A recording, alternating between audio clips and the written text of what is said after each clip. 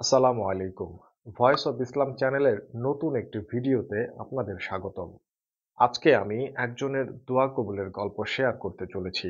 এটি একজনের জীবনে ঘটে যাওয়া ঘটনা। গল্পটি আপনাদের ঈমানকে আরো মজবুত করবে বলে আশা করি। চলুন ঘটনাটি শুরু করা যাক। উনি লিখেছেন, আমাদের রব যে এত দয়ালু আমরা তা কখনো কল্পনাই করতে পারবো না।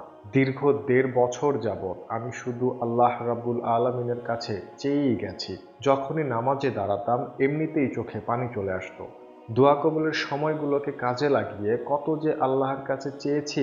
আজানের সময়, ফরজ নামাজের পরে, সিজদায় উঠতে বসতে, তাহাজ্জুদের সময়, রোজার সময়, বৃষ্টির সময় কখনো দোয়া করা আমি বাদ দিইনি।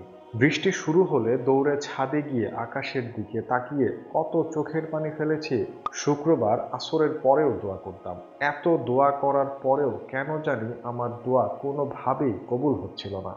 একটা সময় আমি খুব হতাশ হয়ে পড়ি। তারপর আবার ভাবি, মুমিন তো কখনো হতাশ হয় না। মনে আশা নিয়ে আবার দোয়া করতে থাকি। অবশেষে যখন আমি ইস্তেগফারকে আবশ্যক করে নিলাম, তখন অলৌকিকভাবে আমার দোয়াগুলো কবুল হতে শুরু করলো। একেবারে অসম্ভবকেও আল্লাহ আমার জন্য সম্ভব করেছেন।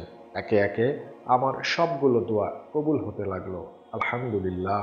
যারা দোয়া কবুল না হওয়া নিয়ে হতাশ, তারা বেশি বেশি ইস্তিগফার করুন আর সবরের সাথে আল্লাহ তাআলার কাছে দোয়া করতে থাকুন। সঠিক সময়ে সকল দোয়া কবুল হবে ইনশাআল্লাহ।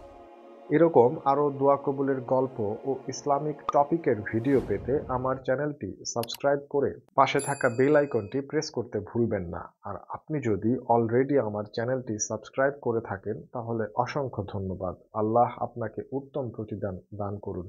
কথা হবে পরবর্তী কোনো ভিডিওতে ইনশাআল্লাহ।